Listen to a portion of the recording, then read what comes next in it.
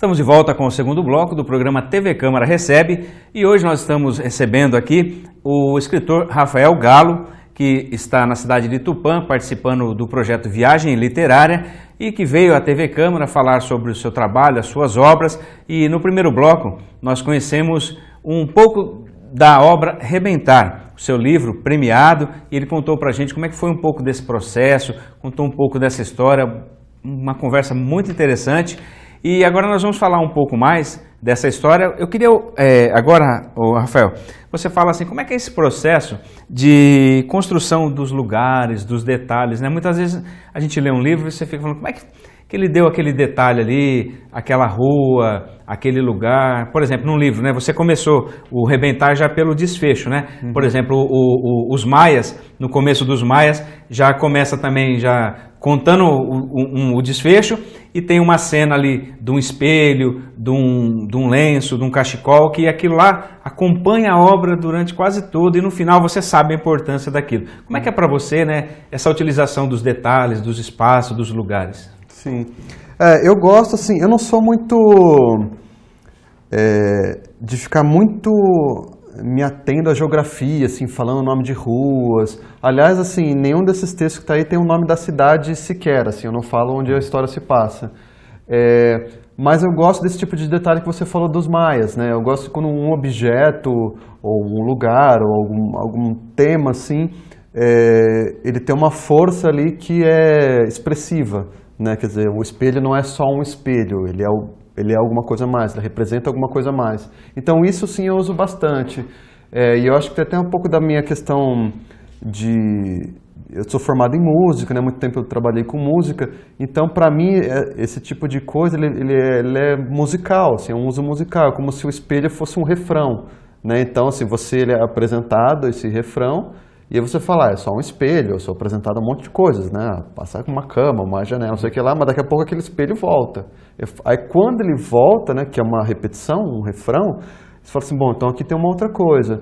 E aí, conforme ele vai voltando, no momento que ele volta e da forma com que ele volta, o papel que ele tem ali, ele vai ganhando uma força que a hora que chega no final, você fala assim, caramba, esse espelho que estava lá no começo, ele é toda uma outra coisa. A história volta toda. Exato, aí você termina de ler, você volta lá na primeira página, na hora que você vê o espelho, você vê que o escritor já pôs tudo que estava ali e você não enxergou e já estava, né, ali meio escondido. Esse tipo de coisa eu gosto muito, então eu sempre escolho alguns objetos e alguns lugares que sim, esses têm um poder simbólico maior, assim, né? Por exemplo, no caso do Rebentar, ela tem muita coisa, ela vai num cais abandonado, porque a cidade tinha um cais pequeno, e aí construiu um outro cais enorme lá, e esse ficou abandonado, então ela fica indo nesse cais abandonado, assim, é um ritual diário dela ir lá para ficar meditando sobre o filho e tal. E aí você vai descobrindo, é o primeiro lugar que no dia que o filho desapareceu foi o último lugar em que ela procurou, e ela parou lá e foi lá que ela se tocou que o filho realmente desapareceu, não era só um pequeno incidente, ia ser uma coisa maior. E depois ela volta lá e ela tem uma relação com o mar, ela fica vendo o mar, então frequentemente no livro tem essa relação com o mar, que, né, até o título é o Rebentar das Ondas também, né? Então, só que o mar vai mudando conforme o livro, então ela vê primeiro ela vê uma certa simbologia no mar, depois ela vai alterando essa simbologia, que claro, é uma simbologia própria dela, é ela que está mudando, o mar não está mudando, o mar é o mesmo, mas como ela está mudando, ela vê uma outra coisa fora, né? Então esse tipo de coisa me interessa muito, assim, embora eu não cite nenhum nome de rua, nenhum nome da cidade, se me importar que cidade se passa o Rebentar, eu não posso te falar. Pode ser em qualquer cidade, né? Pode uma ser história qualquer cidade que tenha um mar, pelo menos. Que tem essa parte, né? Então, porque eu também gosto, assim, eu não sou muito ligado à geografia, assim, sabe, meu senso de direção é péssimo, eu não sei o nome das ruas, não sei nada, então eu também não fico muito preso, assim, mas essa coisa dos ambientes, de pequenas coisas, né, o quarto do filho, por exemplo, que ela mantém preservado, né, do filho desaparecido, esse tipo de coisa para mim conta muito, porque aí o quarto representa a maternidade, representa a relação que ela tem com aquilo, né? Não desmontar o quarto é muito forte, né? Então isso para mim me interessa bastante. Você falou, né, que a sua formação é musical, né? Você é músico, produtor, né, musical. De que maneira assim, a cabeça musical foi pro livro, né? Você falou um pouquinho, né, disso, né, do refrão, mas de que maneira assim ela você sente que o músico está presente aqui na formação do livro? Eu acho que está muito presente porque a música, eu comecei na música quando era adolescente, então foi a primeira forma de criação, digamos, um pouco mais amadurecida. Assim. Quando eu era pequeno eu desenhava, fazia muitas histórias em quadrinhos e tal. Mas era uma coisa mais lúdica, infantil. E aí a música foi o meu período de amadurecimento, assim, foi a minha passagem da infância para a vida adulta, foi através da música. Então acho que minha cabeça, o meu pensamento é um pouco musical. Então quando eu estou escrevendo, né, o texto, a narrativa, ela tende a ir para frente, né, ela não tende a ficar voltando. Mas a minha cabeça tende a ficar voltando, como a música, porque a música se organiza de forma circular, né? Você volta para o refrão, você volta para a introdução, você volta para não sei o que lá. Então, eu tenho essas coisas, eu fico voltando, tem certas palavras, certas expressões, certos lugares, né? Como essa coisa que você falou do espelho também, que eu acho bastante musical. Fica voltando, eu não vou para frente e esqueço do espelho, não, volta o espelho, volta aquilo, volta, repete aquilo, como refrãos mesmo. Mas é em busca de um efeito expressivo, né? Quando ele volta, ele tem que ter uma outra carga, uma outra bagagem para aquilo voltar, né, mais carregado, com uma voltagem maior. Então isso tem muito. E tem uma questão de ritmo do texto também, que nem é uma coisa que eu penso tanto, assim, que eu fico... Claro, eu penso, eu leio em voz alta, eu penso um pouquinho, mas não é exatamente a minha prioridade. Mas várias pessoas que leem falam assim, nossa, o seu texto tem um ritmo que parece o texto de um músico mesmo. Então eu acho que ritmo, sai até um pouco intuitivamente, assim, um pouco naturalmente, acaba saindo, assim. Agora, o seu primeiro livro, né, o Réveillon e Outros Dias, é um livro de contos, né? Até pedi para o Dernival colocar a imagem. E a gente sabe que os contos, né, são textos menores, né, elaborados, mas são textos menores. E você foi para o Rebentar, que é um romance. A gente vê, né, que é um livro denso, né, um livro grande. E como é que é essa mudança? Você partiu do conto, né? O conto é um trabalho menor, para escrever um romance, que a gente sabe que o romance é uma história, né? Como é que foi fácil, foi difícil e as diferenças de se trabalhar esses dois formatos? Sim, não foi nada fácil, assim, no começo foi meio desesperador até, porque realmente tem seus desafios. Eu não gosto desse pensamento de dizer que o romance, algumas pessoas põem assim, né, que o romance seria meia prova de fogo para o escritor, assim, como se o conto fosse uma coisa menor e o romance é que prova se você é bom ou não. Né? Eu não acho que é isso, não acho que montar um livro de contos é muito difícil e às vezes você escrever um conto pode ser mais difícil do que escrever um romance, dependendo do conto e do romance que você escreve. Né? Mas de fato, cada um tem as suas diferenças, assim, as suas dificuldades. Eu já vi gente que só escreve romance dizendo que não consegue escrever um conto porque não consegue ser conciso bastante. Né? Mas para mim, que tinha uma cabeça, digamos, mais na forma do conto, mais acostumada com aquele habitat, né, mais conciso, mais curto, de repente para uma narrativa que você perde de vista, né, assim, para onde ela vai, foi muito complicado no começo, assim. E eu não tenho o hábito de estruturar, sabe aquela coisa, fazer um planozinho com tudo, esse capítulo acontece aquilo outro, blá, blá, blá. Um storyboard seria um storyboard, assim? Uma escaleta, né? Tem vários nomes, assim, isso eu não consigo fazer, na verdade, porque eu escrevo muito pensando nos personagens, a partir dos personagens. Então eu preciso ter o personagem na minha mão ali, sabe, como uma massa de pão, eu preciso ficar sovando aquilo, sabe, eu não consigo planejar sem estar com a mão na massa.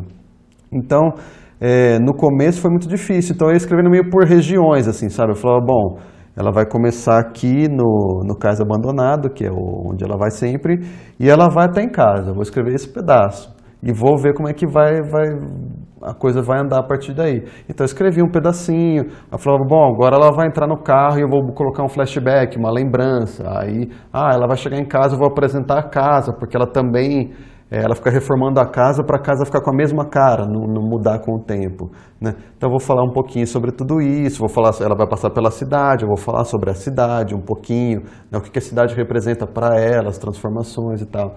Então eu ia por regiões, assim, e aí você fala assim, agora eu estou pegando mais ou menos o ritmo da coisa, sabe? Mas foi muito difícil, porque o tamanho dos gestos muda, né? O conto, assim, se você tem... Vou usar o exemplo do Espelho dos Maias, que eu gostei. se você tem um espelho no conto, você tem que falar meio rápido sobre esse espelho. E esse espelho vai ser o seu elemento. Se você vai usar o espelho como símbolo, você não pode usar o espelho, depois eu vou usar a cama, depois eu vou usar o restaurante, depois eu vou usar... Não. O espelho tem que significar praticamente tudo. O espelho é o seu motor ali, né? Então, no romance, para mim, demorou para eu pegar, olha, agora eu posso usar o espelho e eu posso usar a cama, e eu posso usar o restaurante, e eu posso usar...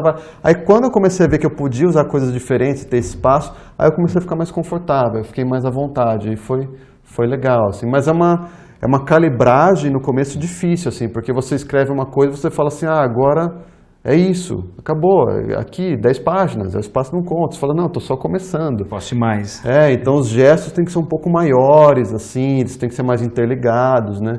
Então isso no começo para mim foi assustador, assim, mas depois você vai, né, vai caminhando e vai chegando lá. Rafael, você faz parte de um grupo de escritores, né? E como é que é a sua relação com a internet, com as redes sociais? O que ela te ajuda, por exemplo, no seu trabalho? Se ela te ajuda de alguma maneira. Na internet, a relação com as pessoas, com outros escritores, como fonte de pesquisa ou de inspiração, qual a função, né, da internet, das redes sociais no seu trabalho? Sim. Não, eu acho que ajuda muito, eu acho muito interessante, principalmente pelo contato com os leitores, o contato com outros escritores, e outras pessoas do meio literário, né? De você conhecer, estar conversando, estar conhecendo. Eu confesso, eu não chego a usar a internet como veículo de escrita, assim, sabe? Né, os meus livros, os meus textos estão, a maioria no papel. O que está na internet é coisa que às vezes uma revista, um jornal me convidou, eu escrevo um conto ali e eles publicam online, mas eu não uso a internet exatamente como uma plataforma, assim, né, de escrita. Pelo menos por enquanto. Mas para mim é muito interessante o contato com outros escritores que eu posso conhecer, escritores que eu admiro, conversar, trocar ideias, e com leitores, de ver o que os leitores estão lendo, trocar figurinhas. Às vezes, por exemplo, eu preciso fazer uma pesquisa de um detalhe, né? Quer dizer, por exemplo, para o Rebentar eu precisava de muita informação, então eu precisava ir conversar com as mães de filhos desaparecidos ali, né? Precisava fazer uma entrevista assim, de corpo presente. Mas às vezes a gente precisa de um detalhezinho, né? Então, por exemplo, outro dia eu publiquei lá no meu Facebook que eu precisava eu estava escrevendo um conto e eu precisava de um detalhe técnico de ortopedia, porque eu tinha um personagem que tinha uma fratura X lá e eu precisava saber exatamente como é que funciona esse tipo de fratura e outras implicações, como é que é o tratamento. Então, um detalhe, assim, era muito rápido. E aí eu publico lá, falo assim, gente, eu preciso de uma ajuda aí, um detalhe técnico de ortopedia, se alguém conhecer alguém, por favor, me indica. E aparece um monte de gente, me dá informações. E outro dia eu perguntei, eu queria homens que tivessem filhos, assim, que fossem casados, porque eu queria falar sobre a relação do homem com a mulher casado quando vem um filho, o que muda e tal, né, assim, exatamente. E aí eu falei assim, gente, homens casados que têm um filho, pelo menos de um certo tempo, se puderem conversar comigo, eu queria conversar sobre o relacionamento homem e mulher, como é que fica nessa situação. E veio um monte de gente, assim, me contar as histórias. Então é legal para a pessoa também poder contar aquela história, porque não é uma história que ela vai contar, às vezes são histórias íntimas. Ela não vai sair falando, né, para os amigos no bar. Às vezes histórias difíceis, sabe? Então, é legal ver isso, sabe? Porque você vê também que às vezes as pessoas que estão lá no seu Facebook, que às vezes você até conhece, você acha que está tudo bem, a gente, né, tem uma relação meio superficial, você acha que está tudo tranquilo, e de repente o cara tem uma história ali avassaladora que ele está tendo que lidar, de dificuldade com o filho, com a mulher, assim, histórias super profundas que você não conhecia, e você fala, poxa, tem muita coisa aí, sabe? Então, esse ambiente de troca, eu acho legal, acho interessante. Acho até mais interessante do que propriamente, vou escrever um livro, pequenas histórias de postagem no Facebook. Sei lá, isso por enquanto também não interessa tanto, assim. Você consegue pensar em quem é o seu leitor, assim, quando você está escrevendo, tem um público direcionado, ou algum conto, alguma coisa, ou acaba sendo algo assim... médio, assim, eu não penso no leitor X, assim, eu penso muito, para pensar em algum leitor, eu penso muito em mim mesmo como leitor, porque... eu quero que para escrever eu tenha liberdade, sabe? A minha literatura precisa ser meu terreno de liberdade. A gente já tem pouca liberdade na vida, assim, você vai trabalhar, você está obrigado a um horário, você está obrigado a trabalhar, você está obrigado a ter dinheiro, a pagar conta, os boletos te obrigam, relações sociais te obrigam a coisas, né? Você não faz só o que é gostoso, o que você faria espontaneamente. Então, quando eu vou escrever, tem que ser meu lugar, não, aqui eu sou livre, aqui eu faço só o que eu quero.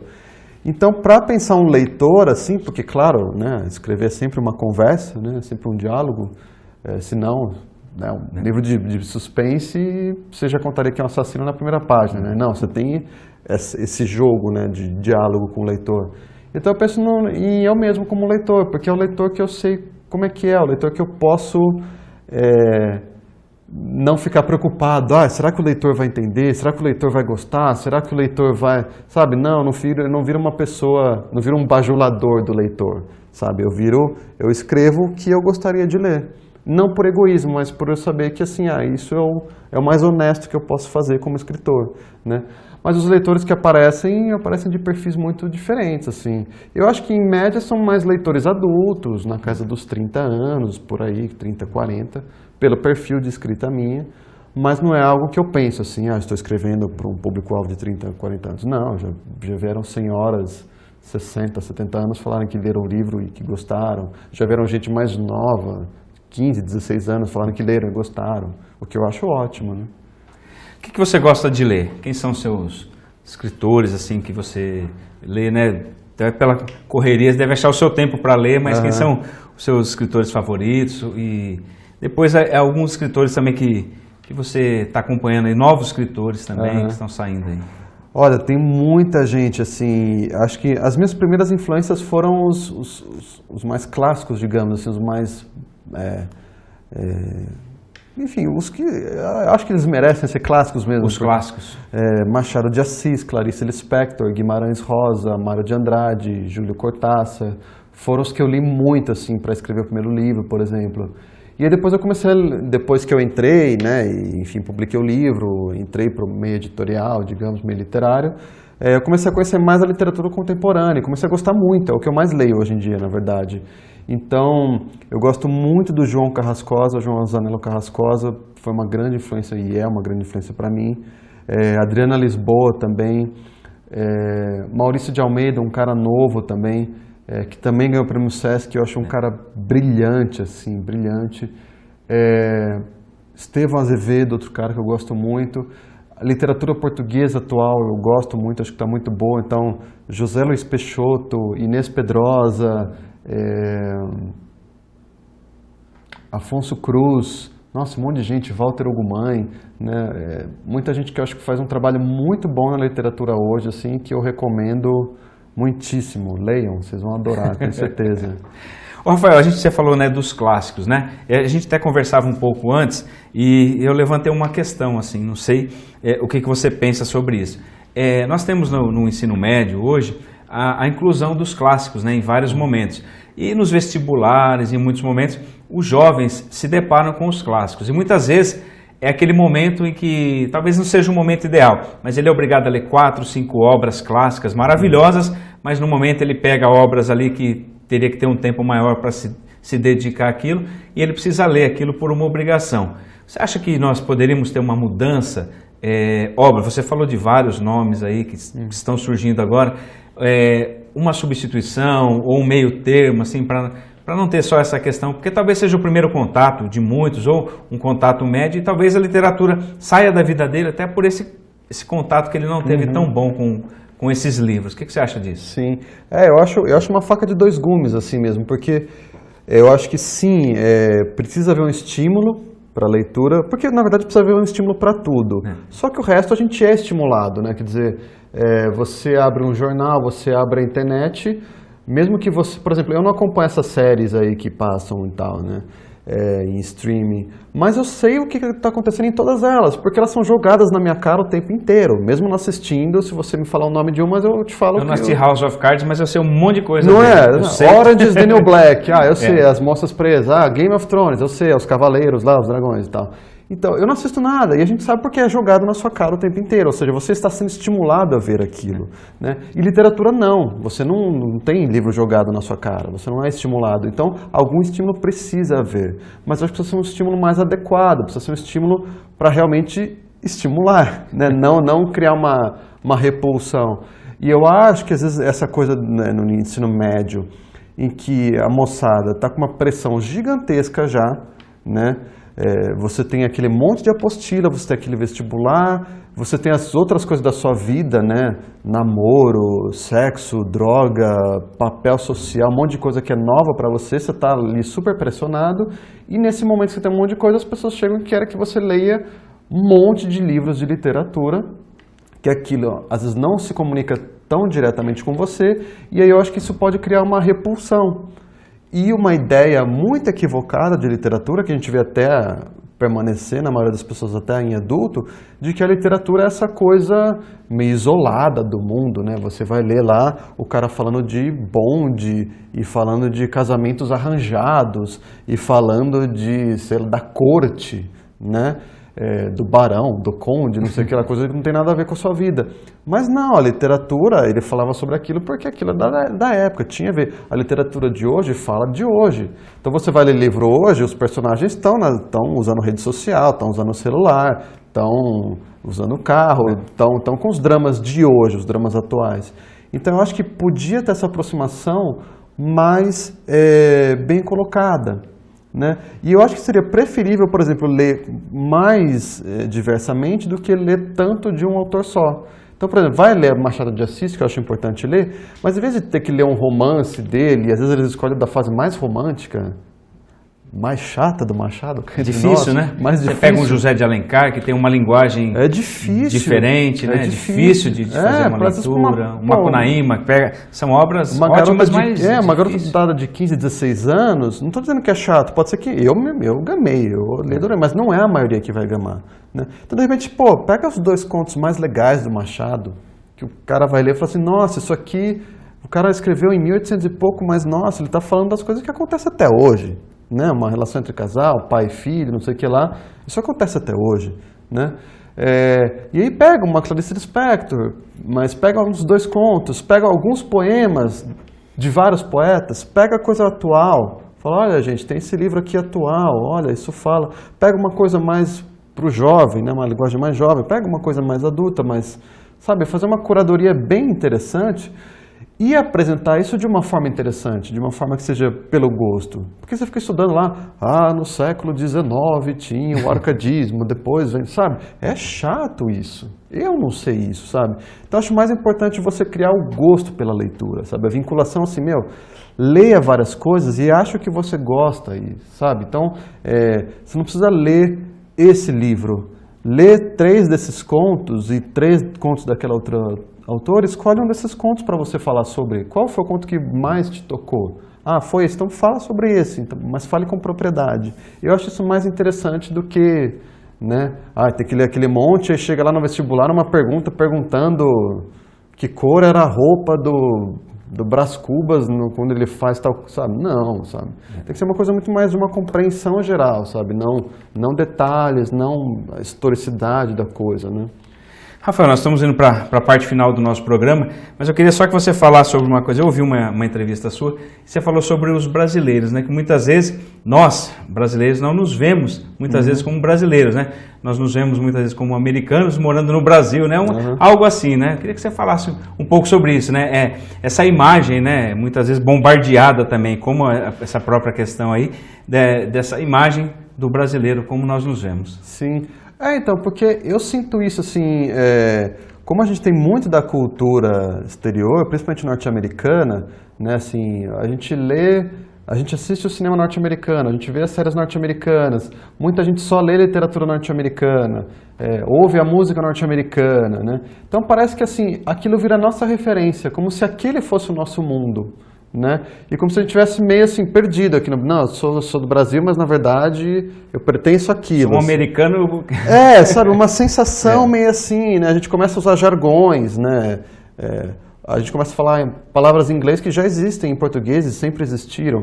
Porque é normal esse processo de migração cultural, super normal. Então, por exemplo, quando chega uma palavra francesa ou norte-americana para cá e o objeto a que ela se refere é apresentado junto, é normal que a gente vincule, né? Um abajur é uma palavra francesa. Mas por quê? Não existia uma lâmpada daquele tipo no Brasil e alguém falou assim, não, o nome disso é abajur. Eles já chegaram com a lâmpada e falaram, isto é um abajur. A gente foi apresentado ao objeto como sendo um abajur. Mas tem objetos que a gente já tem um nome em português e as pessoas vêm e dão um nome em inglês porque aquilo parece mais chique, né? Eu tenho visto, as pessoas falam pet em vez de bicho de estimação. Né? Você vai em agência de publicidade, é terrível. Eu trabalhei com esse tipo de coisa. Né? Assim, você faz um meeting em vez de fazer uma reunião. Para fazer um budget em vez de fazer um planejamento. Né? Porque vocês vão fazer um job em vez de fazer um trabalho. Vocês vão fazer um trabalho. Né?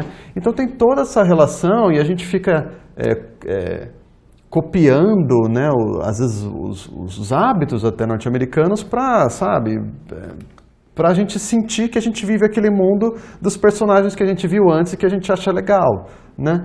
E não, sabe, assim, a gente tem que entender que o nosso país, a nossa cultura, com tudo que tem de errado, tem uma força incrível, tem várias coisas legais e não é melhor nem pior. Os norte-americanos, mas nos Estados Unidos você não vê um lixo na rua, aqui é uma porcaria. Mentira, a gente vê um monte de lixo na rua lá, só que aqui a gente fica reparando. A gente vê um lixinho aqui, olha, brasileiro é porco, blá, blá, blá, como se a gente não fosse, né? É só outro que é brasileiro. É só outro. E não sei o que lá, blá, blá, blá. Os Estados Unidos é bom, não sei o que lá. Não, os Estados Unidos tem um monte de coisa horrível, né? Estamos lá com Charlottesville agora para provar isso, né? Quer dizer, esse movimento de supremacia branca, essas coisas horrorosas. A cultura belicista que eles têm, beligerante, né? Eles estão sempre em guerra. Quer dizer, eles são ricos, são desenvolvidos? São. Baseado em grande parte em quê? Em ir lá e tacar bomba no país dos outros.